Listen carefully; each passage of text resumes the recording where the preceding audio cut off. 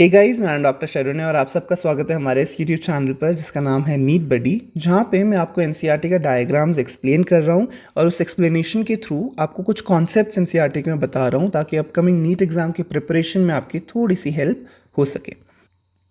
हम पिछले 4 chapters human physiology cover कर चुके हैं। जो चैप्टर हम आज कवर करने वाले हैं that is neural control and coordination. But before we start with the chapter guys, इस चैप्टर के हैंड रिटन नोट्स आपको इस वीडियो के डिस्क्रिप्शन बॉक्स में मिल जाएंगे। जाके वो नोट्स डाउनलोड कीजिएगा। वो स्पेशली आप लोग के लिए मैंने प्रिपेयर किया है, keeping in mind how NCERT में कुछ चीज़ें ऑर्गेनाइज्ड नहीं है। तो अगर आप वो नोट्स पढ़ेंगे तो आपको सारे के सारे कॉन्सेप्ट्स क्लियर हो जाएंगे एनसीईआरटी के, साथ ही में साथ आपको चीज़ें याद रखने में आसानी होगी। तो नोट ज़रूर डाउनलोड कीजिएगा, that is completely free of cost. Also अगर आप लोग यहाँ पे नए हैं तो जाके हमारे चैनल को सब्सक्राइब कीजिएगा और बाकी नीट एस्पिरेंट्स और आपके बाकी दोस्तों को जिनको भी इन वीडियोस से हेल्प हो सकती है उनको ये वीडियो ज़रूर शेयर कीजिएगा। Now let's start with the video. This is the first diagram of this chapter which is diagram of a neuron. But एक बार मैं आपको थोड़े से कॉन्सेप्ट्स बताना चाहूँगा before explaining you the neuron. तो जो हमारा ह्यूमन नर्वस सिस्टम है, human nervous system, it has been divided into 2 parts. ठीक है, तो ह्यूमन नर्वस सिस्टम का डिवीजन हमने क्यों किया है? ताकि उसे समझने में आसानी हो। तो जो हम 2 पार्ट में ह्यूमन नर्वस सिस्टम को डिवाइड करते हैं, first we have the CNS. What is CNS? It is the central nervous system. ठीक है, then we have the PNS. What is PNS? It is the peripheral nervous system. Peripheral nervous system. तो हमें नाम से ही पता चला, central मतलब एक सेंटर है, ये जो कंट्रोल सेंटर होता है किसी भी चीज़ का, वैसा सेंटर है। तो क्या क्या आता है सीएनएस में? सीएनएस में हमारा आता है ब्रेन एंड सीएनएस में हमारा आता है स्पाइनल कॉर्ड। ठीक है, ये दोनों सीएनएस का पार्ट है। वैसे ही पीएनएस क्या है? पीएनएस पेरिफेरल नर्वस सिस्टम है। पेरिफेरी में क्या प्रेजेंट होते हैं? पेरिफेरी में हमारे नर्व्स प्रेजेंट होते हैं। ठीक है, तो बॉडी के सारे नर्व्स हमारा पेरिफेरल नर्वस सिस्टम में आते हैं। अब हर जगह किसी भी सिस्टम में या किसी भी ऑर्गन में जब नर्व जाता है, वो 2 टाइप के नर्व हो सकते हैं। या तो वो एफरेंट नर्व हो सकते हैं या वो इफरेंट नर्व हो सकते हैं। ठीक है, तो उसी तरीके से पीएनएस को हमने एफरेंट पीएनएस और इफरेंट पीएनएस में हम डिवाइड कर सकते हैं। तो एफरेंट फाइबर क्या है? एफरेंट फाइबर वो है जो इम्पल्स को लेके जा रहे हैं टिश्यू टू सीएनएस। ठीक है, दैट इज एफरेंट। एफरेंट मतलब अवे, याद रखना। ठीक है, taking away, away from what? Away from tissue to CNS. Efferent क्या होता है? इफरेंट ई से याद रखना, इफेक्ट। ठीक है, इफेक्ट कैसे आएगा? जब सीएनएस किसी टिश्यू को कुछ बोलेगा कि ये करो तो इफेक्ट आएगा। That is efferent fibres are carrying impulses from CNS to the concerned tissue और ऑर्गन।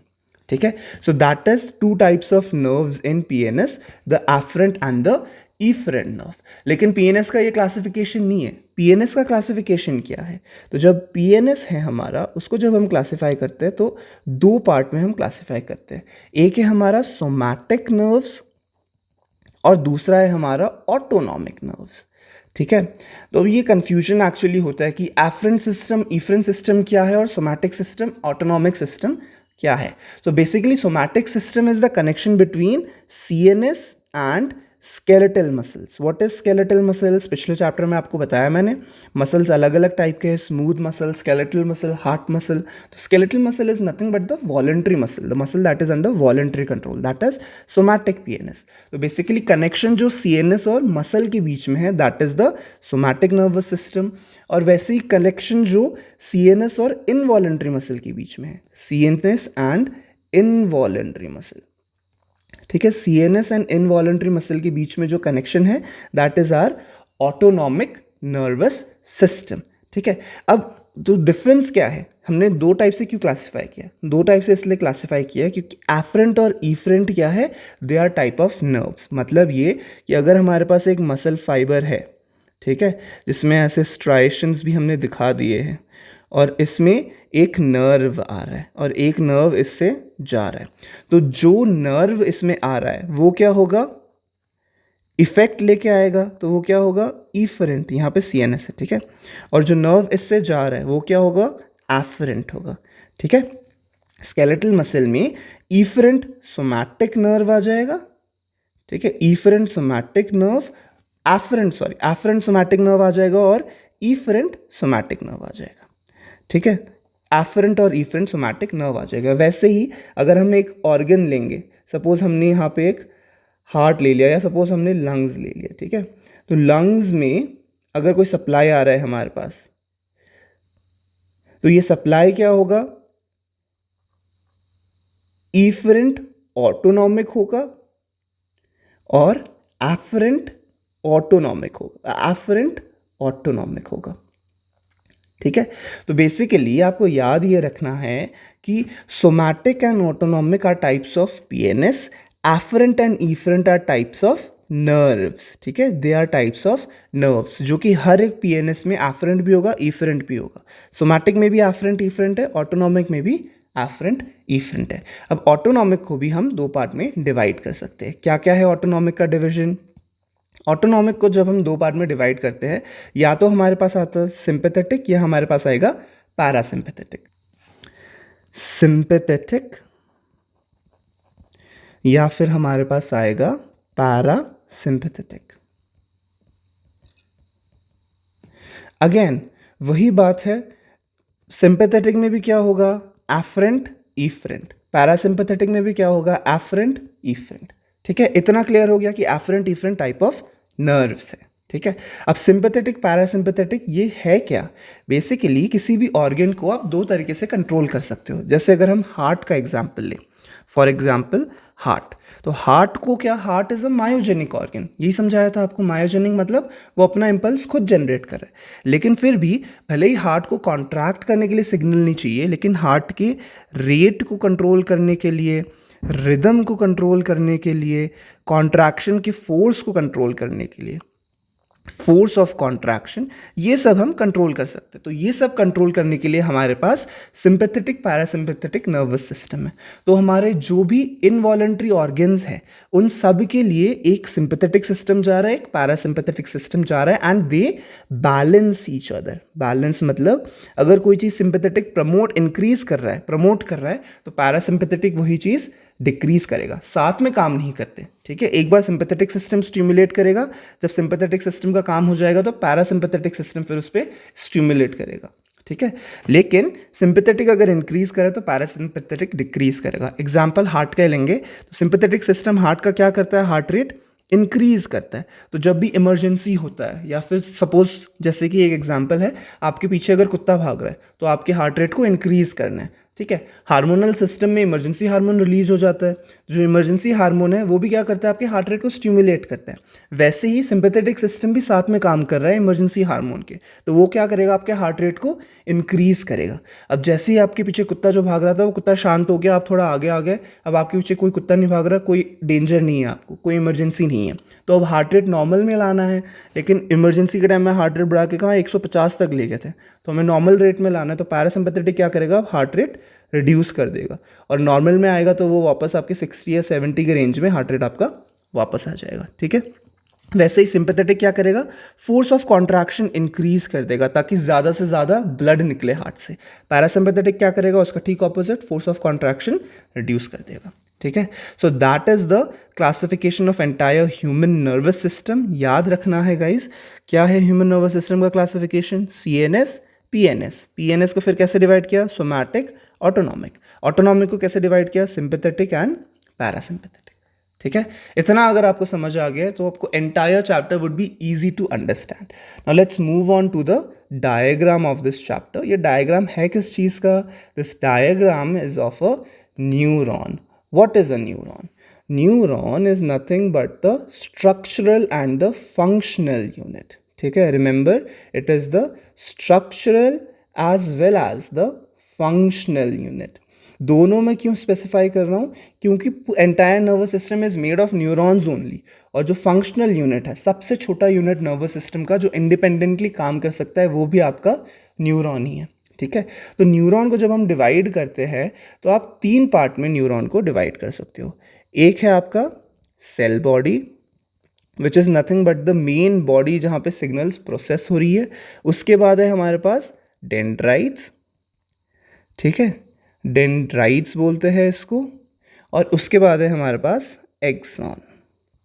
ठीक है, तो ये हमारा 3 मेन डिवीजन है न्यूरॉन का।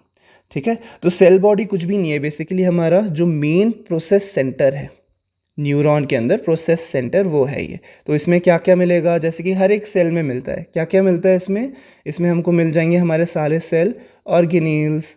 ठीक है, साथ ही साथ इसमें हमें साइटोप्लाज्म मिल जाएगा।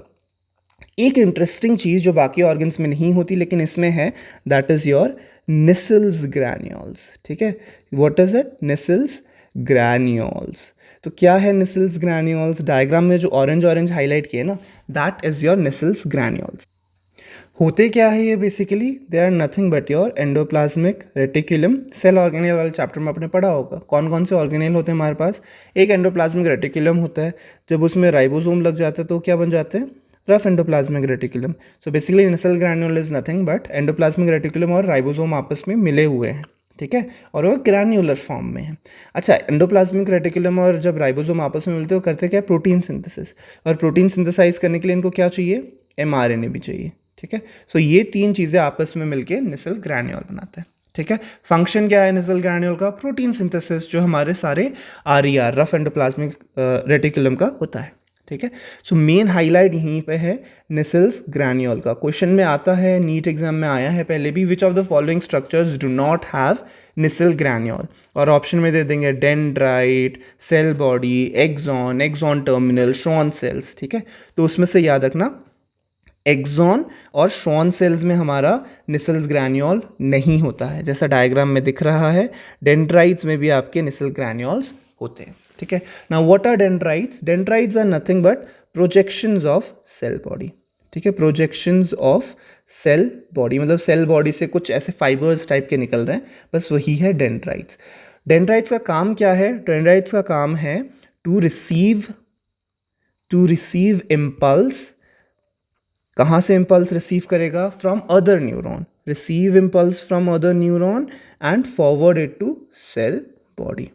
ठीक है, तो बेसिकली बाहर से इम्पल्स आएगा, कोई भी नर्वस इम्पल्स बाहर से आएगा और वो सेल बॉडी को डेंड्राइट फॉरवर्ड कर देगा। ठीक है, सेल बॉडी क्या करेगा, उस इम्पल्स को फिर एक्सॉन को फॉरवर्ड कर देगा। So what is axon, axon is nothing but a long fibre, dendrite छोटे छोटे फाइबर्स है, एक्सॉन लॉन्ग फाइबर है। ठीक है, it is a long fibre, it is coming from cell body and going away from cell body. ठीक है, cell body से निकल के सेल बॉडी से दूर जा रहा है। फंक्शन क्या है, वो कैरी करेगा signal away from cell body, signal away from cell body. जब भी मैं सिग्नल बोल रहा हूँ या इम्पल्स बोल रहा हूँ, सारी की सारी एक ही चीज़ को रेफर कर रहा हूँ मैं। ठीक है, so it is carrying the impulse और the signal away from the cell body. ठीक है, अब एक्सॉन के पास ना थोड़े से टर्मिनल्स होते हैं। ये क्या है आपका, एक्सॉन टर्मिनल है, जहाँ पे एक्सॉन एंड कर रहा है। इस एक्सॉन टर्मिनल में हमारे पास कुछ नोब्स होते हैं। देखो ये क्या है, इसको हम क्या बोलते हैं, दीज आर साइनैप्टिक नोब्स। ठीक है, साइनैप्स क्या है आपको नेक्स्ट डायग्राम में बताऊंगा। बेसिकली 2 न्यूरॉन्स के कनेक्शन को हमने साइनैप्स बोल रखा है, तो उस साइनैप्स में जो पार्ट लेगा एक्सॉन के उस एंड को हम बोलते हैं साइनैप्टिक नॉब। साइनैप्टिक नॉब की खास फीचर क्या होता है, साइनैप्टिक नॉब में वेसिकल्स होते हैं। ठीक है, synaptic knob has vesicles and these vesicles contain nothing but neurotransmitter. ठीक है, neurotransmitter. What is neurotransmitter? Neurotransmitter is the chemical that will transmit the neural impulses from one neuron to the upcoming next neuron. ठीक है, तो वो क्या है, हमारा synaptic knob है। साइनैप्टिक नॉब में हमारे पास न्यूरोट्रांसमीटर प्रेजेंट है, किसके अंदर, वेसिकल्स के अंदर। ठीक है, ये एक वेसिकल है, इसके अंदर हमारा न्यूरोट्रांसमीटर प्रेजेंट है। ठीक है, so these are the things that are given in this diagram. उसके अलावा यहाँ पे एक सेल प्रेजेंट है, इस सेल को हम क्या बोलते हैं, this cell is nothing but the Schwann cell.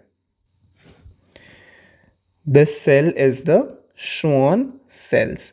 ठीक है, अब जो चीज़ यहाँ पे एनसीईआरटी में फिर से हाईलाइट कर रखी है वो आपको मैं बता दूं, that Schwann cells are present in both myelinated and unmyelinated या नॉन माइलिनेटेड न्यूरॉन्स। ठीक है, दोनों में प्रेजेंट होता है, लेकिन माइलिनेटेड न्यूरॉन में Schwann cells will make the myelin sheath. And unmyelinated में Schwann cells are present but it will not make the myelin sheath. ठीक है, इसके अलावा जो Schwann cells के बीच का कनेक्शन है, what is it? It is node of Ranvier. ठीक है, याद रखना है what is it? It is node of Ranvier.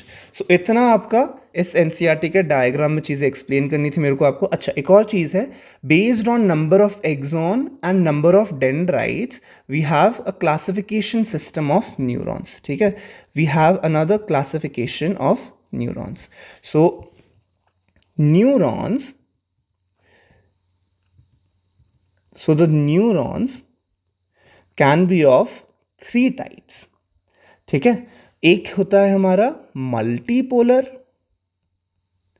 एक होता है हमारा बाईपोलर और एक होता है हमारा यूनिपोलर. ठीक है, क्या है ये मल्टीपोलर, यूनिपोलर, बाईपोलर? तो मैंने क्या बोला, classification is based on number of axons and dendrites. तो जो हमारा क्लासिकल न्यूरॉन होता है वो क्या होता है, एक बड़ा सा एक्सॉन होगा और 2 से ज़्यादा डेंड्राइट होंगे, 2 और मोर डेंड्राइट्स. ठीक है, तो ऐसे 2 से ज़्यादा डेंड्राइट हो गए, जैसे इस नर्व में और एक न्यूरॉन होगा, तो इसको हम क्या बोलते हैं, मल्टीपोलर. और ये कॉमनली फाउंड हमारा नर्वस सिस्टम में कॉमनली फाउंड न्यूरॉन है. ठीक है, तो कहाँ पे मिलता है अगर क्वेश्चन पूछ लिया तो cerebral cortex is the answer. ठीक है, सेरेब्रल कॉर्टेक्स में ये इस टाइप का न्यूरॉन हमें अक्सर मिलता है. 1 एक्सॉन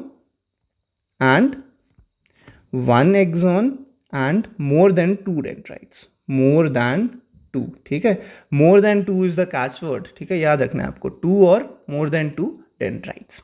बाईपोलर की अगर हम बात करें तो बेसिकली एक एक्सॉन होगा और एक डेंड्राइट होगा. ठीक है, तो ये कहाँ पे हमको मिलता है, ये हमें मिलता है रेटिना में.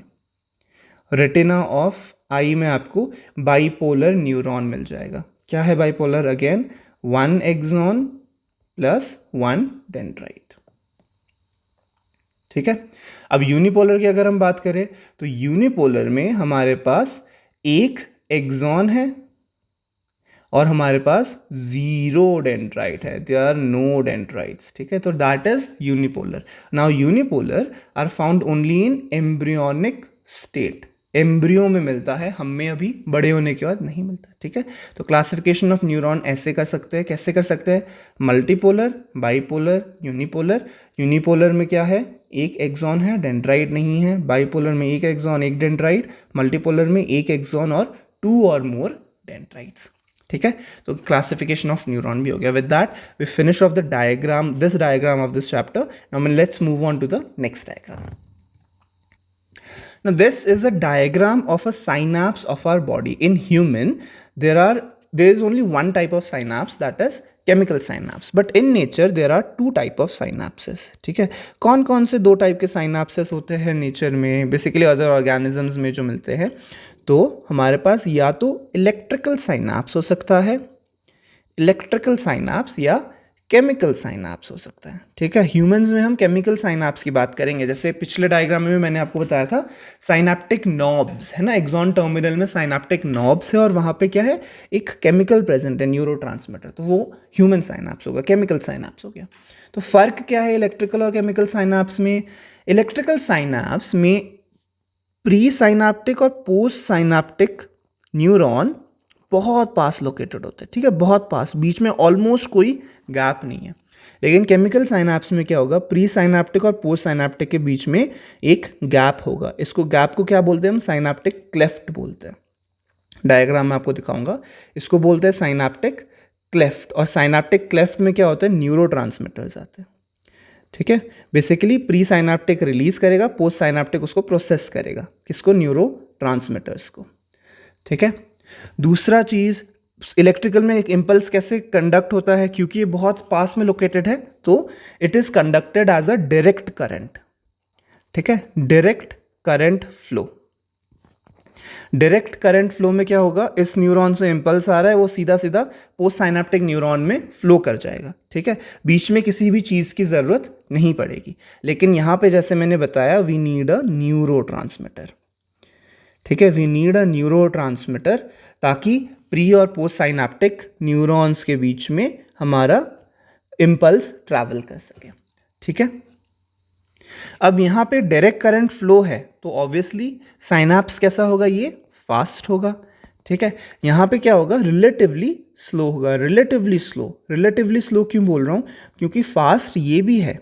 ठीक है, केमिकल साइनाप्स में भी इम्पल्स बहुत फास्ट ट्रैवल हो रहा है, लेकिन when you compare to electrical synapse तब ये थोड़ा सा स्लो है। ठीक है, एब्सोल्युटली स्लो नहीं है, रिलेटिवली स्लो है। Now let's move on to the diagram of the synapse. Basically ये हमारा है क्या, एक्सॉन। ठीक है, this is our axon, this is our axon terminal, axon terminal. और एक्सॉन टर्मिनल में हमको क्या दिख रहा है, हमको साइनाप्टिक क्लेफ्ट, ये अपना वेसिकल्स दिख रहे हैं, synaptic vesicles. What are these, synaptic vesicles. Synaptic vesicles के अंदर क्या है, मैंने बताया आपको, साइनाप्टिक वेसिकल्स के अंदर कुछ नहीं है बट न्यूरोट्रांसमीटर। सो ये जो ऑरेंज ऑरेंज दिख रहा है, what is it, it is the neurotransmitter. ठीक है, इट इज द न्यूरोट्रांसमीटर। और अगर दिखाए तो ये कौन सा न्यूरॉन है, ये है pre synaptic neuron, pre synaptic neuron. ये क्या है, ये है post synaptic neuron. What is it, it is the post synaptic neuron, post synaptic neuron. अब पोस्ट साइनाप्टिक न्यूरॉन में क्या होते हैं, हमारे पास रिसेप्टर्स होते हैं। ठीक है, क्या रिसेप्टर्स रिसीव क्या करेंगे, बेसिकली न्यूरोट्रांसमीटर रिसीव करेंगे। बीच की जो कैविटी है, ये कैविटी क्या है, इसको हम बोलते हैं साइनाप्टिक क्लेफ्ट। ठीक है, ये सारी चीज़ें आपको मैं बता दूं तो फिर एक्सॉन टर्मिनल में कैसे ट्रांसमिट हो रहा है इम्पल्स वो भी आपको समझाऊंगा। ठीक है, ये क्या है हमारा साइनाप्टिक क्लेफ्ट। न्यूरोट्रांसमीटर आपको दिखा दिया, these orange things are nothing but the neurotransmitter. ठीक है, अब मेम्ब्रेन्स अगर मैं हाईलाइट करूं आपको तो मेम्ब्रेन्स आर हमारा, this is our pre synaptic membrane, है ना, प्री साइनाप्टिक न्यूरॉन का membrane is pre synaptic membrane, और पोस्ट साइनाप्टिक न्यूरॉन का membrane is post synaptic membrane. ठीक है, पोस्ट साइनाप्टिक मेम्ब्रेन।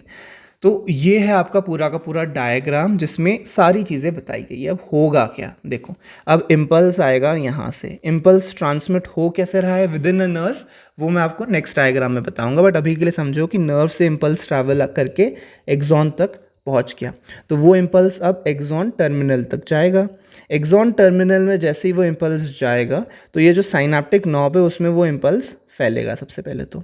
ठीक है, तो जब इम्पल्स फैलेगा तो ये इम्पल्स क्या करेगा, इम्पल्स फ्रॉम एक्सॉन, ठीक है, ये स्टिमुलेट करेगा, इट स्टिमुलेट, स्टिमुलेट मतलब शुरू करना, stimulates movement of synaptic vesicles. ठीक है, साइनाप्टिक वेसिकल्स का मूवमेंट वो स्टिमुलेट करेगा। So these are the synaptic vesicles, correct, these are the synaptic vesicles. तो ये साइनाप्टिक वेसिकल्स मूव करना शुरू करेंगे, कहाँ, किस तरफ मूव करेंगे, they move towards the membrane of the pre synaptic nerve. ठीक है, move to the membrane, move to membrane of pre synaptic nerve, pre synaptic nerve. ठीक है, एक बार वो मेम्ब्रेन की तरफ मूव करेंगे तो वो जाके फ्यूज कर जाएंगे, fusion of vesicle, fusion of vesicle with the pre synaptic membrane, pre synaptic membrane.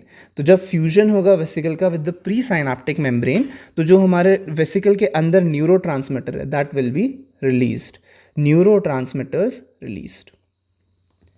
कहाँ पे रिलीज हुए, साइनाप्टिक क्लेफ्ट में, ये बीच का कैविटी कहीं पे मेंशन नहीं किया, अच्छा ये बीच का cavity is what, synaptic cleft, see, तो it is released into the synaptic cleft. ठीक है, साइनाप्टिक क्लेफ्ट से अब ये जो हमारे न्यूरोट्रांसमीटर है वो उसको कौन रिसीव करेगा, neurotransmitters, they are received by the post synaptic membrane. ठीक है, ये जो मेम्ब्रेन है हमारा that is the post synaptic membrane, it is received by the post synaptic membrane. तो जब पोस्ट साइनाप्टिक मेम्ब्रेन इस न्यूरोट्रांसमीटर को रिसीव करेगा तो पोस्ट साइनाप्टिक मेम्ब्रेन में अब वो न्यूरोट्रांसमीटर क्या करेगा, it stimulates opening up of ion channels. ठीक है, आयन चैनल्स ओपन अप, अब मैं आपको नेक्स्ट डायग्राम में बताऊंगा कि इम्पल्स ट्रैवल कैसे करता है। तो कोई भी इम्पल्स ट्रैवल करने के लिए किसी भी एक पॉइंट में आयन चैनल ही ओपन होना पड़ता है बेसिकली। तो ओपनिंग ऑफ आयन चैनल जब होगा, ion channels open, ion channel open होने की वजह से पोस्ट साइनाप्टिक मेम्ब्रेन या पोस्ट साइनाप्टिक न्यूरॉन में इम्पल्स जनरेट हो जाएगा and that impulse will travel in the post synaptic neuron. Now impulse will travel in post synaptic neuron. ठीक है, so that is the entire transmission of the nerve impulse that is travelling from one axon to the next neuron. ठीक है, अच्छा ये चीज़ याद रखना कि axon terminal में हमारा क्या है, साइनाप्टिक वेसिकल्स है। रिसेप्टर्स किस पार्ट में होंगे, रिसेप्टर्स क्या एक्सॉन में होंगे, नहीं, जिस रिसेप्टर की हम बात करें ये हमारे डेंड्राइट्स में है। ठीक है, जो आगे वाला न्यूरॉन है उसके डेंड्राइट्स में ये रिसेप्टर्स है। ठीक है, so that is the entire diagram of a synapse and how the nerve impulse occurs, travels across the synapse. Now let's move on to the most important diagram of this chapter, which is most important to understand as well कि कैसे हमारा nerve impulse travel करता है ना neuron. But before that आपको पता होना चाहिए कि बेसिकली एक रेस्टिंग मेम्ब्रेन होता क्या है ना। ये समझने के लिए पहले ये समझो कि न्यूरॉन्स क्या होते हैं, एक एक्साइटेबल सेल्स हैं। ठीक है, neurons are excitable cells. Excitable cells मतलब क्या होता है, मतलब ये है कि उनके मेम्ब्रेन्स के अक्रॉस एक एक्शन पोटेंशियल हम जनरेट कर सकते हैं। ठीक है, but before generating the action potential सबसे पहले रेस्टिंग मेम्ब्रेन क्या होता है। अब नाम से पता चल रहा है रेस्टिंग मेम्ब्रेन मतलब मेम्ब्रेन रेस्ट कर रहा है। ठीक है, तो जो रेस्टिंग मेम्ब्रेन होता है किसी न्यूरॉन का, उसके अक्रॉस क्या क्या पॉसिबल ट्रांसमिशन होते हैं हमारे आयंस के। ठीक है, तो neurons is a very special type of cell जिसके पास बहुत सारे आयन चैनल्स हैं। ये याद रखना है, इनके पास बहुत सारे आयन चैनल्स हैं। तो जब एक मेम्ब्रेन रेस्ट कर रहा है मतलब वो कुछ काम नहीं कर रहा, कुछ इम्पल्स ट्रांसमिट नहीं कर रहा, उस टाइम में मेम्ब्रेन इज परमिएबल। परमिएबल मतलब वो मूवमेंट अलाउ करता है, किसका, पोटेशियम का मूवमेंट अलाउ करता है, और किसका मूवमेंट अलाउ नहीं करता, it is impermeable, impermeable for sodium. ठीक है, वैसे ही membrane is impermeable to negatively charge protein, impermeable to negatively charged proteins, negatively charge proteins. और ये नेगेटिवली चार्ज प्रोटीन्स प्रेजेंट कहाँ पे होते हैं, ये एक्सॉन में प्रेजेंट होते हैं। ठीक है, इसकी वजह से जब एक्सॉन रेस्ट कर रहा है, ठीक है, रेस्टिंग मेम्ब्रेन में एक्सॉन में होगा क्या, एक्सॉन में होगा ये कि पोटेशियम अंदर ज़्यादा होगा, potassium is inside more, sodium is outside more. ठीक है, and proteins are inside more that are negatively charged. ठीक है, ये होगा कि अंदर एक्सॉन के अंदर एक्सोप्लाज्मा में पोटेशियम हाई कॉन्सेंट्रेशन में होगा, negatively charge protein high concentration में होगा, लेकिन सोडियम लो कॉन्सेंट्रेशन में होगा, और सोडियम बाहर आउटसाइड हाई कॉन्सेंट्रेशन में होगा। तो ऑब्वियसली एक कॉन्सेंट्रेशन ग्रेडियंट हमारा क्रिएटेड है यहाँ पे, one concentration gradient is there. ठीक है, अगर आप इस डायग्राम में देखो तो उस कॉन्सेंट्रेशन ग्रेडियंट की वजह से क्या होगा कि अंदर की तरफ नेगेटिव चार्ज आ जाएगा, बाहर की तरफ पॉजिटिव चार्ज आ जाएगा। क्यों, क्योंकि बाहर सिर्फ सोडियम की हमने बात करी है, सिर्फ सोडियम है, तो सोडियम क्या कर रहा है, पॉजिटिव चार्ज दे रहा है। ठीक है, एक्सॉन की मेम्ब्रेन की बात कर रहे हैं हम। ठीक है, बाहर की तरफ हमें वो पॉजिटिव चार्ज दे देगा, लेकिन अंदर की तरफ क्या है, हमारे पास पोटेशियम है, लेकिन पोटेशियम के साथ हमारे पास नेगेटिवली चार्ज प्रोटीन्स भी है। नेगेटिवली चार्ज प्रोटीन्स होने की वजह से अंदर की तरफ हमारा क्या, नेगेटिव चार्ज हमारा आ जाएगा एक्सॉन के अंदर मेम्ब्रेन में, एक्सॉन मेम्ब्रेन, एक्सॉनल मेम्ब्रेन के अंदर के साइड में हमारा नेगेटिव चार्ज आ जाएगा। ठीक है, नाउ ऑब्वियसली जब भी हमारा कहीं पे positive charge and negative charge होगा, पॉजिटिव एंड नेगेटिव चार्ज, तो इन दोनों के बीच में एक पोटेंशियल डिफरेंस आ जाता है। From physics this I am giving you the concept. जब भी पॉजिटिव और नेगेटिव चार्ज होता है इसके बीच में एक इलेक्ट्रिकल पोटेंशियल डिफरेंस आ जाता है। Now this electrical potential difference because it is in a resting membrane, जैसा सबसे पहले बताया था, इज द रेस्टिंग पोटेंशियल। ठीक है, तो अगर कोई बोले कि रेस्टिंग पोटेंशियल नर्व का क्या है तो कंफ्यूज नहीं होना है। ठीक है, बेसिकली हो क्या रहा है कि नर्व रेस्ट कर रहा है, मतलब कोई भी इम्पल्स ट्रैवल नहीं कर रहा नर्व के थ्रू अभी, लेकिन एक पोटेंशियल ग्रेडियंट प्रेजेंट है, एक आयनिक ग्रेडियंट प्रेजेंट है, कॉन्सेंट्रेशन ग्रेडियंट प्रेजेंट है हमारे पास आयंस का, और उस कॉन्सेंट्रेशन ग्रेडियंट की वजह से अंदर की तरफ हमारा नेगेटिव चार्ज है और बाहर की तरफ पॉजिटिव चार्ज है, और इस अंदर बाहर के चार्ज डिफरेंस की वजह से हमारे पास एक रेस्टिंग पोटेंशियल डिफरेंस आ गया। ठीक है, तो अगर आपको रेस्टिंग पोटेंशियल डिफरेंस समझ आ गया तो then we can move forward as to how impulse is travelling. सबसे पहले क्या होगा, सबसे पहले एक स्टिमुलस आएगा। ठीक है, one stimulus will come. Now what is this stimulus? जैसा मैंने आपको साइनैप्स वाले डायग्राम में बताया था कि एक न्यूरोट्रांसमीटर आता है ना। न्यूरोट्रांसमीटर क्या करता है? न्यूरोट्रांसमीटर इम्पल्स जनरेट करता है। सो जो मैंने बोला था ना, इम्पल्स जनरेट कर रहा है, that is nothing but the stimulus. ठीक है, न्यूरोट्रांसमीटर से जो स्टिमुलस आ रहा है, it is a type of stimulus. तो बहुत सारे अलग अलग टाइप के स्टिमुलस होते हैं। ठीक है, तो basically stimulus can be coming from anything, but एक स्टिमुलस आएगा जो एक पॉइंट को स्टिमुलेट करेगा। अब जहां पे भी पॉइंट को स्टिमुलेट किया जाएगा, उस पॉइंट में होगा क्या कि sodium will be freely permeable.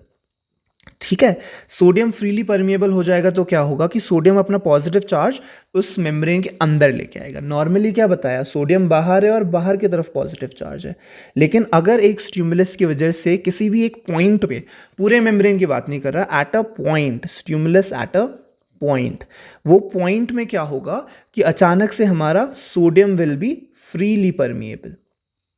ठीक है, सोडियम इज फ्रीली परमिएबल। तो जब सोडियम इज फ्रीली परमिएबल तो सोडियम अंदर आएगा। जैसे ही सोडियम अंदर आएगा, there is a reversal of charge, क्योंकि बाहर का पॉजिटिव सोडियम अंदर आ गया, तो अब क्या होगा, अंदर पॉजिटिव हो जाएगा और बाहर नेगेटिव हो जाएगा। There is a sudden reversal. तो सबसे पहले क्या हुआ, सोडियम परमिबिलिटी इंक्रीज हुई, उसकी वजह से क्या हो गया, रिवर्सल, रिवर्सल ऑफ चार्ज। इस रिवर्सल ऑफ चार्ज की वजह से क्या होगा, इस रिवर्सल ऑफ चार्ज की वजह से हमारा पोटेंशियल डिफरेंस चेंज हो जाएगा, है ना। Direction of potential difference will change. ठीक है, तो जब पोटेंशियल डिफरेंस चेंज हो गया तो हम क्या बोलेंगे, मेम्ब्रेन इज पोलराइज्ड। ठीक है, मेम्ब्रेन इज डीपोलराइज्ड।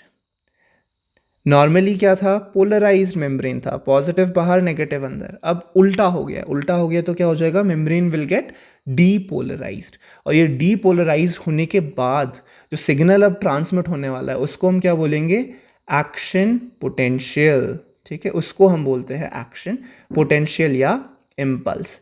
तो जो मैं पिछले डायग्राम में बताया था ना, इम्पल्स इम्पल्स इम्पल्स, इम्पल्स क्या है, बेसिकली जो चीज़ पॉइंट ए में हुई जिसकी वजह से सोडियम अचानक से अंदर आ गया और यहाँ पे मेम्ब्रेन पोलैरिटी चेंज हो गई एंड मेम्ब्रेन बिकेम डीपोलराइज्ड, तो इसको हम बोलते हैं इम्पल्स। लेकिन अब इंटरेस्टिंग चीज़ देखो, साइट ए में ये हुआ, साइट बी में अभी भी सेम है। क्या सेम है साइट बी में, बाहर अभी भी पॉजिटिव है, अंदर अभी भी नेगेटिव है, जैसा पहले साइट ए में था।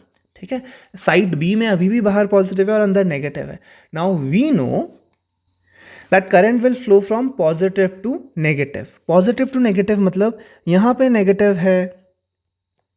है और अंदर पॉजिटिव है, तो पॉजिटिव टू नेगेटिव। अब देखो कैसे करंट फ्लो हो रहा है, बी में पॉजिटिव है, ए में, बाहर की तरफ मैं बात कर रहा हूँ, आउटसाइड।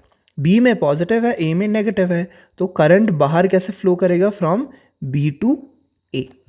ठीक है, this is the point A. Current बाहर कैसे फ्लो करेगा, फ्रॉम बी टू ए। अब अंदर की बात करें, अंदर की बात करें तो ए में पॉजिटिव है, बी में नेगेटिव है, तो अंदर कैसे ट्रैवल करेगा current, from A to B. तो अगर आप देखोगे तो ये एक सर्किट पूरा कंप्लीट हो रहा है, बी टू ए और ए टू बी का। लेकिन अब अगर इम्पल्स ए से पॉजिटिव से नेगेटिव ट्रैवल कर रहा है तो अचानक से बी की पोलैरिटी चेंज हो जाएगी। जो ए के साथ हुआ था वही बी के साथ हो जाएगा। बी के साथ होगा मतलब बी में अब अचानक से सोडियम परमिएबल हो जाएगा। उसकी वजह से क्या होगा, बी में अंदर की तरफ पॉजिटिव हो जाएगा और बाहर की तरफ नेगेटिव हो जाएगा। ठीक है, तो अब बी की पोलैरिटी चेंज हो गई और वैसे ही बी से सी में, सी से डी में, डी से ई में करके entire length of the neuron will be covered. ठीक है, तो ऐसे करके हमारा जो एक्शन पोटेंशियल है जो ए में जनरेट हुआ था वो बी में आया, फिर बी से वो सी में जाएगा, सी से वो डी में जाएगा और कवर हो जाएगा हमारा नर्व कंडक्शन पूरे न्यूरॉन का। ठीक है। लेकिन जब ऐसे आगे मूव हो रहा है तो इस पॉइंट का क्या होगा, इस पॉइंट का क्या होगा? तो बेसिकली जैसे इम्पल्स बी में मूव करेगा तो ए में क्या होगा कि जो हमारा सोडियम इन्फ्लक्स हुआ था ना, it is short lived. Short lived मतलब अचानक से इम्पल्स आया, अचानक से स्टिमुलस आया, सॉरी अचानक से स्टिमुलस आया, स्टिमुलस ने सोडियम की परमिबिलिटी इंक्रीज की, सोडियम की परमिबिलिटी इंक्रीज होती है, अचानक से वो डिक्रीज भी हो जाएगी। It is not long lived, extremely short lived. ठीक है, तो जब एक्सट्रीमली शॉर्ट लिव्ड होगा तो वापस परमिएबिलिटी किसकी इंक्रीज हो जाएगी? पोटेशियम की इंक्रीज हो जाएगी। तो जैसे ही यहाँ पे इम्पल्स जनरेट हुआ सोडियम के अंदर आने से, तुरंत हमारा पोटेशियम अंदर आना शुरू कर देगा। तो जैसे ही पोटेशियम अंदर आना शुरू करेगा और सोडियम बाहर चला जाएगा तो पहले की तरह हमारा पोलैरिटी रिटर्न हो जाएगा पॉइंट ए में, और पॉइंट ए से इम्पल्स ट्रैवल कर जाएगा पॉइंट बी में। ठीक है, क्यों हमें ये वापस जल्दी क्यों करना है? Why sodium influx has to be short lived? ताकि हमारा साइट ए सेकेंड सिग्नल लेने के लिए रेडी हो जाए, सेकेंड इम्पल्स के लिए रेडी हो जाए। ठीक है, फॉर द सेकेंड इम्पल्स। मतलब ये कि जब भी हम मोटर न्यूरॉन का फंक्शन देख रहे हैं, या जब भी हम स्मूथ मसल्स का फंक्शन देख रहे हैं, जब भी हम स्केलेटल मसल का फंक्शन देख रहे हैं, तो मसल कॉन्ट्रैक्ट रिलैक्स करता रहता है ना, मतलब उसको सिग्नल कॉन्स्टेंटली चाहिए। सिग्नल कॉन्स्टेंटली कौन लेके आएगा? न्यूरॉन लेके आएगा। अब न्यूरॉन को कॉन्स्टेंटली सिग्नल लाने के लिए कॉन्स्टेंटली स्टिमुलस जनरेट होना चाहिए। कॉन्स्टेंटली स्टिमुलस जनरेट होने के लिए site A has to return back to normal, return back to normal as early as possible. That is why the sodium permeability is minimum, short lived, very short, very minimum. ठीक है, तो sodium minimum by duration, I mean not by the volume. Sodium अंदर तो भर के आता है, ठीक है, वॉल्यूम मिनिमम नहीं है, ड्यूरेशन मिनिमम है। Short lived and minimum duration. ठीक है, तो जैसे ही सोडियम अंदर आएगा पोलैरिटी चेंज होगी, पोलैरिटी चेंज होने की वजह से इम्पल्स बी में जाएगा, तुरंत यहाँ पे पोटेशियम अंदर आ जाएगा और पोलैरिटी वापस बैक टू नॉर्मल कर देगा, ताकि कोई सेकेंड इम्पल्स आए तो उसके ट्रांसमिट करने के लिए हम रेडी हो जाए।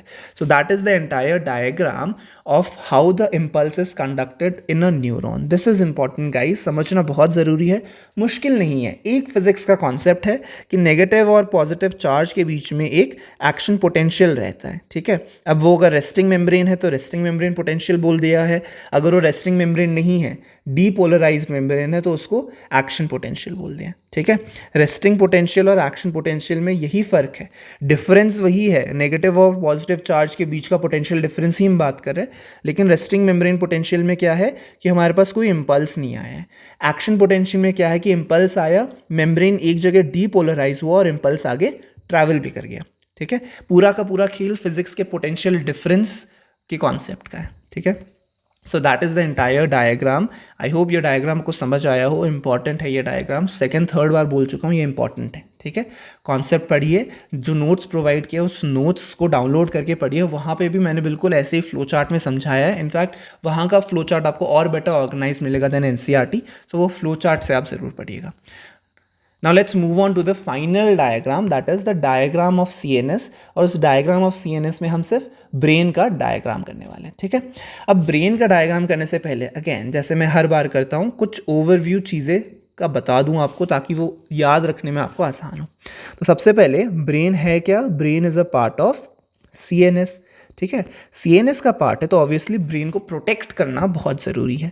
तो ब्रेन को प्रोटेक्ट करने के लिए हमारे पास क्या क्या है?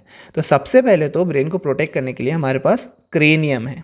ठीक है, क्रेनियम इज क्या? Cranium is what? Cranium is the bony skull जिसमें हमारा ब्रेन प्रोटेक्टेड रहेगा। लेकिन क्रेनियम काफ़ी नहीं है उसके लिए। ठीक है, तो क्रेनियम के साथ साथ हमें कुछ और भी चाहिए। क्या?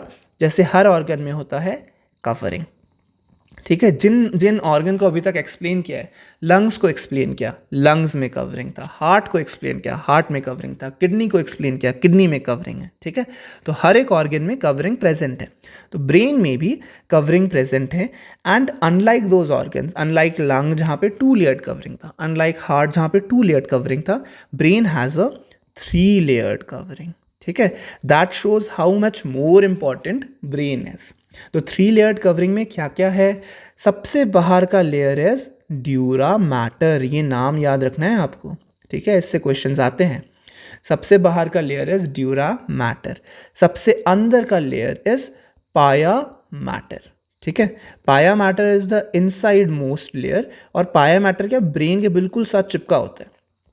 ठीक है। ड्यूरा मैटर क्या होता है कि स्कल के साथ चिपका होता है। स्कल बेसिकली जो आपका बोनी कवरिंग है ना, उसके पास में ड्यूरा मैटर होगा, पाया मैटर बिल्कुल ब्रेन से चिपका होगा। इन दोनों के बीच में क्या होगा, हमारे पास एरेक्नोइड होगा। ठीक है। Arachnoid membrane is present, arachnoid layer is present between the dura mater and the pia mater. Arachnoid is not a membrane, ठीक है, याद रखना, arachnoid is not a membrane. Dura mater is the connective tissue का membrane, pia mater is again the membrane. Arachnoid is nothing but the space that is between dura mater and pia matter, and the space is filled with what? CSF. What is CSF? Cerebrospinal fluid. ठीक है, it is filled with cerebrospinal fluid. तो अगर किसने पूछा which layer या which covering of brain contains CSF, तो remember it is the arachnoid layer that contains the CSF। Just to highlight and revise, lung के दो मेम्ब्रेन के बीच में क्या फ्लूइड था? Pleural fluid. ठीक है, pleural fluid was there in lung. और हार्ट में क्या था? हार्ट में कौन सा फ्लूइड था? It was pericardial fluid, correct. Pericardial fluid was present between the coverings of the heart. ठीक है, so that is all about the coverings of the heart. Now sorry, that is all about the coverings of the brain. ठीक है, now brain को हम function wise तीन part में divide कर सकते हैं। ठीक है, तीन पार्ट क्या क्या है? सबसे पहले है फोर ब्रेन। ठीक है, फोर ब्रेन क्या है? सामने वाला पार्ट है ब्रेन का। उसके बाद क्या है? Mid brain. और मिड ब्रेन के बाद क्या है? Hind brain. ठीक है, अब इसमें से मैं ये कभी नहीं बोलूँगा कि फोर ब्रेन सबसे ज़्यादा इंपॉर्टेंट है या हाइंड ब्रेन सबसे ज़्यादा इंपॉर्टेंट है। क्यों? क्योंकि हर एक ब्रेन के फंक्शन का बॉडी में अलग इंपॉर्टेंस है। यस, सबसे ज़्यादा फंक्शन फोर ब्रेन्स के ही है जो आप डेली यूज़ में लाते हैं। ठीक है, लेकिन इसका मतलब ये नहीं कि हाइंड ब्रेन और मिड ब्रेन इंपॉर्टेंट नहीं है। फोर ब्रेन में भी अब हमारे पास तीन चीज़ें आती है। क्या क्या आता है हमारे पास फोर ब्रेन में? सबसे पहले आता है हमारे पास सेरेब्रम। ठीक है, फिर एक चीज़ आती है जिसका नाम है थैलेमस। उसके बाद एक और चीज़ आती है जिसका नाम है हाइपोथैलेमस। ठीक है, four things that form the part of the fore brain. ठीक है, mid brain and hind brain ये आपस में मिलके ब्रेन स्टेम बनाते हैं। ठीक है, तो अगर क्वेश्चन में पूछा which of the following part does not form brain stem, और ऑप्शंस में दे रखा है mid brain, pons, medulla, thalamus, तो याद रखना पॉन्स मेड्यूला क्या है? हाइंड ब्रेन का पार्ट है। Thalamus is not forming brain stem. तो let's highlight it again. When we talk about brain stem, what are we saying? We are saying mid plus hind brain. ठीक है, अब इसमें hind brain को तीन चीज़ें आपस में मिलके बनाती है। क्या क्या तीन चीज़ें? Pons, medulla and cerebellum. ठीक है, कंफ्यूज नहीं होना, यहाँ पे हम सेरेबेलम की बात कर रहे हैं, यहाँ पे हम सेरेब्रम की बात कर रहे थे। बेलम एंड ब्रम का फर्क है। ठीक है, तो hind brain is made of pons, medulla and cerebellum. ये सारी चीज़ें आपको इस डायग्राम में भी दिखाऊंगा, और साथ ही साथ इनके फंक्शंस क्या क्या है, मेन फंक्शंस। अब पूरे डिटेल में जाने की ज़रूरत नहीं है क्योंकि वो एनसीईआरटी में मेंशन्ड नहीं है। ठीक है, तो बिल्कुल हम इन डेप्थ डिटेल में नहीं जाएंगे। इन डेप्थ डिटेल में एक बार आप नीट क्रैक कर लोगे तो न्यूरो जब आपको पढ़ाएंगा न्यूरोलॉजिस्ट, तो उस टाइम में आपको इन डेप्थ डिटेल में बताया जाएगा कि फोर ब्रेन में फ्रंटल लोब का क्या फंक्शन है, पैराइटल लोब का क्या फंक्शन है, टेम्पोरल लोब का क्या फंक्शन है। ठीक है, सो बेसिकली अलग अलग लोब्स प्रेजेंट होते हैं और हर लोब का एक अलग फंक्शन होता है। वैसे ही सेरेबेलम में अलग अलग लोब प्रेजेंट होते हैं, उसमें भी फंक्शन अलग अलग होता है। पॉन्स का अलग फंक्शन है, मेडुला का अलग फंक्शन है, बट इतने डिटेल में हम जाएंगे नहीं। यहाँ पे ओवरव्यू में क्या क्या इंपॉर्टेंट फंक्शन है, साथ ही साथ हमारा कौन कौन सा पार्ट आपको आइडेंटिफाई कैसे करना है वो आपको मैं बताऊंगा। ठीक है, तो सबसे पहले मैंने क्या बताया था अभी आपको? सबसे पहले मैंने आपको बताया हमारा सेरेब्रम। तो जो मेन पार्ट दिख रहा है आपको, दैट इज द ब्रेन का main mass, that is your cerebrum. ठीक है, सेरेब्रम। अगेन सेरेब्रम को मैंने जैसे आपको अभी बताया अलग अलग लोब्स में वो डिवाइडेड है। ठीक है, सेरेब्रम अलग अलग लोब्स में डिवाइडेड है, parietal lobe, frontal lobe, temporal lobe, occipital lobe. और सेरेब्रम को हम हेमिस्फेयर्स में भी डिवाइड करते हैं। तो हमारे पास दो सेरेब्रल हेमिस्फेयर है, लेफ्ट एंड राइट। ठीक है, we have two cerebral hemispheres. ये सेरेब्रल हेमिस्फेयर्स आपस में कैसे कनेक्टेड है? They are connected with help of something called as corpus callosum, ये याद रखना, it is connected with help of corpus callosum. तो जो डायग्राम में आप देख रहे हो, this is one cerebral hemisphere, it can be a right cerebral hemisphere और it can be a left cerebral hemisphere as well. This is the cerebral hemisphere, one cerebral hemisphere. अब बीच में ये जो वाइट कलर का structure दिख रहा है, पूरा डायग्राम वाइट है, बट बीच में जो इसको हाईलाइट कर रहा हूं मैं अभी, this is nothing but the connection between the two cerebral hemisphere, जो आपको अभी बताया, क्या, कॉर्पस कैलोसम। ठीक है, कॉर्पस कैलोसम। अब एक कंफ्यूजन अगेन लोगों को होता है कि वाइट मैटर क्या है, ग्रे मैटर क्या है। ठीक है, तो सेरेब्रम में जो हमारा मेन लेफ्ट और राइट सेरेब्रल हेमिस्फीयर बना है, वो किसका बना होता है, बेसिकली सेल बॉडीज़ का बना होता है। ठीक है, सेल बॉडीज़, किसकी सेल बॉडीज़, न्यूरॉन की बात कर रहा हूँ, न्यूरॉन के सेल बॉडीज़ का बना होता है ये। तो न्यूरॉन के सेल बॉडीज़ क्या होता है, ग्रे इन कलर होता है, तो इसीलिए इसको हम ग्रे मैटर भी बोलते हैं। ठीक है, इसको हम बोलते हैं ग्रे मैटर, क्योंकि यहाँ पे सेल बॉडी कॉन्सेंट्रेटेड है। कॉर्पस कैलोसम क्या है, कॉर्पस कैलोसम कनेक्शन है between the two cerebral hemispheres.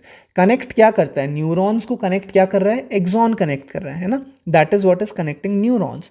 तो एक्सॉन्स जब न्यूरॉन को कनेक्ट कर रहे हैं, तो कॉर्पस कैलोसम क्या है, बना है एक्सॉन्स का। ठीक है, और एक्सॉन्स की वजह से इसको वाइट कलर मिलता है। ठीक है, वाइट कलर, और वाइट कलर की वजह से इसको हम वाइट मैटर भी बोलते हैं। ठीक है, तो कंफ्यूज नहीं होना, वाइट मैटर और अगर ग्रे मैटर किसने बोला, it is nothing but corpus callosum में हमारे सारे के सारे ट्रैक्ट्स प्रेजेंट है, तो उन ट्रैक्ट्स की वजह से वाइट कलर आ रहा है, तो वो वाइट मैटर है। अब इसका मतलब ये नहीं कि सिर्फ कॉर्पस कैलोसम ही वाइट मैटर है, नहीं, ब्रेन के बीच बीच में भी जहाँ पे भी एक्सॉन्स कलेक्ट होंगे, कलेक्शन, जहाँ पे भी एक्सॉन्स कलेक्ट होके इम्पल्स लेके जा रहे हैं, वो वाइट कलर का दिखेगा और उसको हम वाइट मैटर बोलेंगे। ठीक है, और जहाँ पे भी सेल बॉडी जमा हो रखे है, वो ग्रे कलर का दिखेगा और उसे हम ग्रे मैटर बोलेंगे। ठीक है, इतना समझ आ गया। सेरेब्रल कॉर्टेक्स में अब कुछ एरियाज होते हैं। ठीक है, तो सबसे पहले तो सेरेब्रम को हमने सेरेब्रल हेमिस्फीयर्स में डिवाइड किया। ठीक है, सेरेब्रल हेमिस्फीयर्स। अब ये जो सेरेब्रल हेमिस्फीयर में हमने डिवाइड किया, इट इज एनाटॉमिकल डिवीजन। ठीक है, फिजिकली दिखता है कि लेफ्ट सेरेब्रल हेमिस्फीयर है हमारे पास, राइट सेरेब्रल हेमिस्फीयर है। अब दोनों हेमिस्फीयर्स में कॉर्टेक्स करके होता है। Cortex is nothing but the part of the cerebrum जो सबसे ऊपर हाईलाइटेड है। ठीक है, ये वाले part, that is your cortex. ठीक है, that is your cerebral cortex. ठीक है, सेरेब्रल कॉर्टेक्स में जो सेल बॉडी है, that is only what is forming the grey matter of the cerebrum. ठीक है, तो सेरेब्रम का grey matter, white matter, I hope आपको अब समझ आ गया हो। Let's move back to cerebral cortex. तो सेरेब्रल कॉर्टेक्स, इसमें कुछ एरियाज होते हैं। इन एरियाज को हम बोलते हैं या तो मोटर एरिया, या सेंसरी एरिया, या एसोसिएशन एरिया। ठीक है, एसोसिएशन एरिया। ठीक है, तो जब आप न्यूरोलॉजी बहुत डिटेल में पढ़ोगे तो उसमें बोलते हैं area 44, area 45, area 46, area 20, area 21। Basically these are not anatomical division, मतलब ऐसा कुछ स्पेसिफाइड एरिया नहीं है, लेकिन है पूरा का पूरा सेरेब्रल कॉर्टेक्स का ही पार्ट, लेकिन फंक्शन वाइज हम लोगों ने इसको एरियाज में डिवाइड कर रखा है। जैसे ये एक एरिया होगा, ठीक है, मोटर एरिया होगा, सेंसरी एरिया होगा, एसोसिएशन एरिया होगा। एसोसिएशन एरिया का क्या काम है, एसोसिएशन एरिया का काम है एसोसिएट करना। ठीक है, एसोसिएट मतलब आपकी एक मेमोरी होगी जो आपको बताता है कि इस सिचुएशन में ये करना है। ठीक है, तो उस मेमोरी को सिचुएशन के साथ एसोसिएट करने का काम एसोसिएशन एरिया का है। जैसे एक एग्जांपल अगर आपको दूं, तो जैसे ही आप खाना देखते हो, है ना, जब आप फूड देखते हो तो फूड की क्या स्मेल आती है, अरोमा आता है। तो स्मेल क्या है, सेंसेशन है। तो नोज़ वो स्मेल लेके सेंसरी एरिया में जाता है।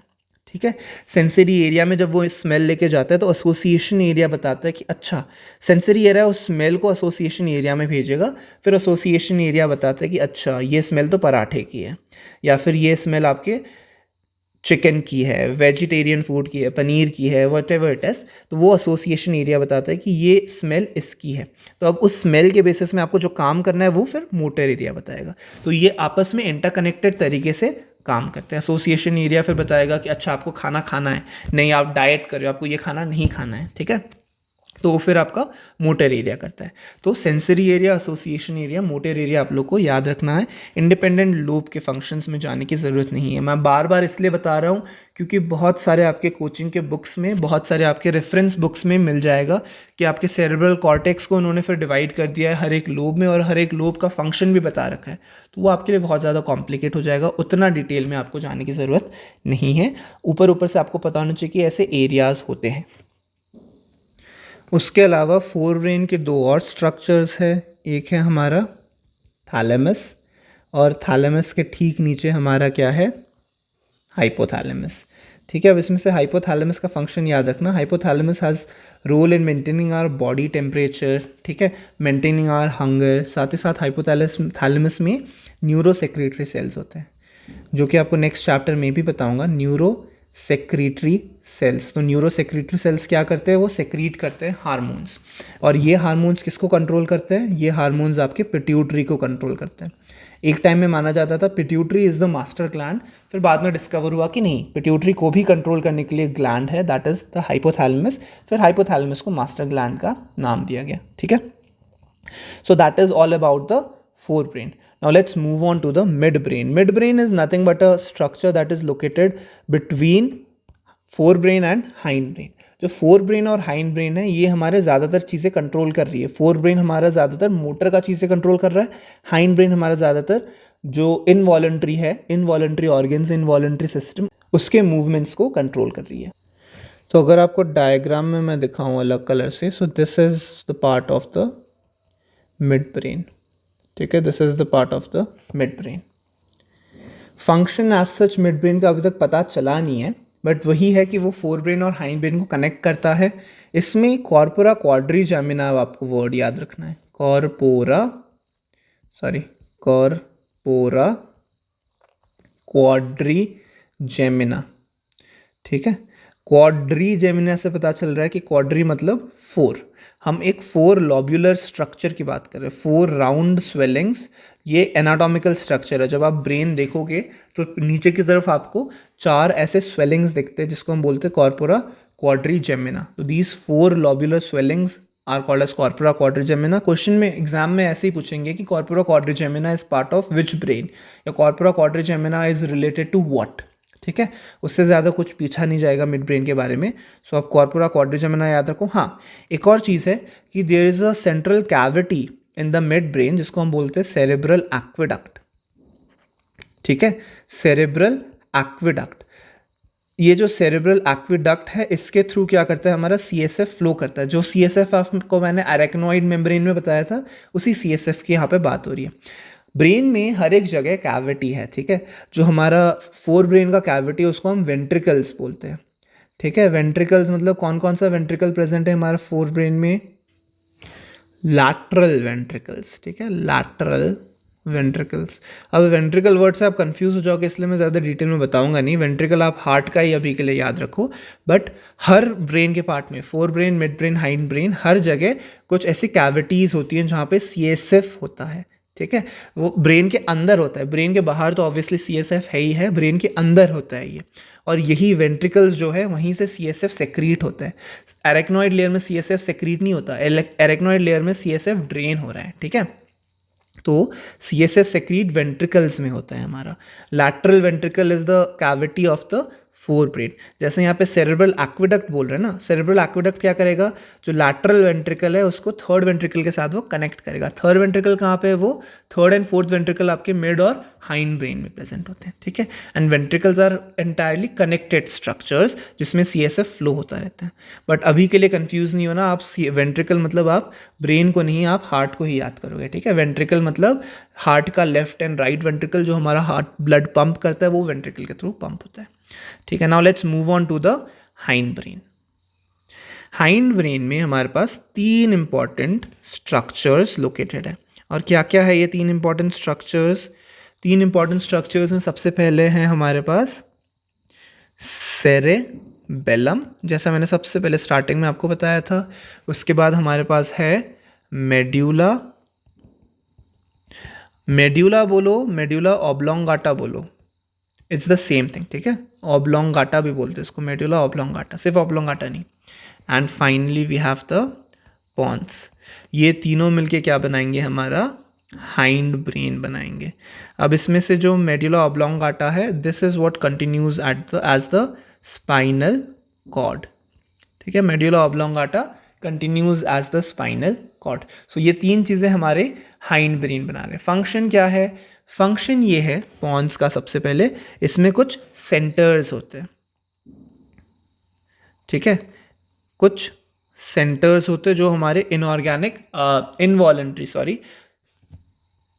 जो हमारे इनवॉलंटरी एक्शंस को कंट्रोल करते हैं। Involuntary action of the organs हम बोल रहे हैं, रिफ्लेक्स एक्शंस की मैं बात नहीं कर रहा हूँ। ठीक है, involuntary action of our organs को कंट्रोल करते हैं। ठीक है, सेरेबेलम का क्या फंक्शन है, सेरेबेलम का फंक्शन है कोऑर्डिनेटेड मूवमेंट। ठीक है, एंड कोऑर्डिनेटेड मूवमेंट के साथ balance of body is also function of cerebrum. Medulla oblongata की अगर हम बात करें तो this contains centres for respiration. ठीक है, बिल्कुल वो CNS, वो रेस्पिरेटरी सिस्टम, कार्डियोवैस्कुलर सिस्टम के कंट्रोल में भी आपको बताया कि medulla contains the centre for respiration, for gastric secretions and as well as for cardiovascular system. ठीक है, that is the centre. Pons का एक और काम होता है, क्या होता है, पॉन्स के पास फाइबर्स होते हैं which are connecting different parts of the brains, fibres connecting different parts of the brains. ठीक है, brain parts, collection of fibres है बेसिकली पॉन्स में। So that would be the entire diagram of human brain divided into different parts with different coverings and different functions. Confuse होने की ज़रूरत बिल्कुल भी नहीं है। जो चीज़ आपको confusing लगे आप उसको थोड़ा सा इग्नोर कर सकते हो, क्योंकि बिल्कुल डिटेल में जाने की ज़रूरत नहीं है। It's a complex diagram, it's a complex topic. CNS entirely is a complex topic, इसलिए इससे आपको ज़्यादा confuse करने के लिए questions आएंगे नहीं। ठीक है, तो आपको जो ऊपर से समझ आ रहा है उतना समझिए, और जो समझ नहीं आ रहा है उसको समझने के लिए किसी और बुक को रेफर करने की ज़रूरत नहीं है, आप और ज़्यादा कंफ्यूज हो जाओगे। NCERT में जितना दिया है उतना पढ़िए। ठीक है, so with that I finish off all the diagrams of this chapter. Eye and ear के diagrams have been removed by NCERT in the latest edition, so I'm not covering those diagrams. I hope you find the video helpful. साथ ही साथ I hope you find the notes as well helpful. Do download them, do study from them. I am telling you that will help you a lot in your preparation. So that would be all. I'll see you guys in my next video. Thank you guys for watching. Bye bye.